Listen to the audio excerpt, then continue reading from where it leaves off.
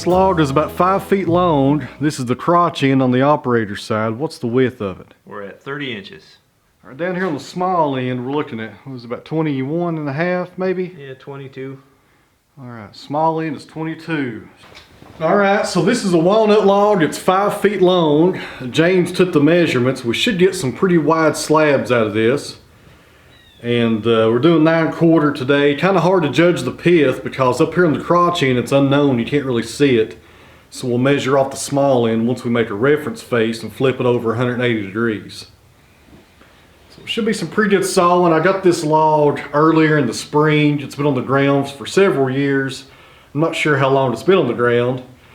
But if you're interested in finding out more about this log, you can check out the Patreon site. There's a link down below, and I talked about the timber, how much the value of it is when we saw it up, which is unknown at this point. We'll find out here in a minute if it's still solid, but it should be pretty good shape. It feels good and solid here on the outside.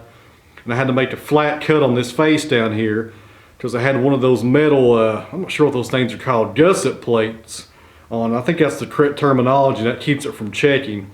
A lot of the big log yards put those on the end grain just to keep the cracks from starting.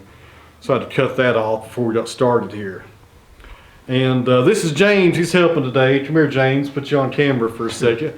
He's a friend of mine from Ohio. He's helping today. He drove down for the day to do some sawing. We sawed up a pine, a box elder. We're going to finish the day with this black walnut here. So let's get this thing cranked up and see how we can do. Tell everybody hello, James. Hello. There we go. Hi, YouTube. All right.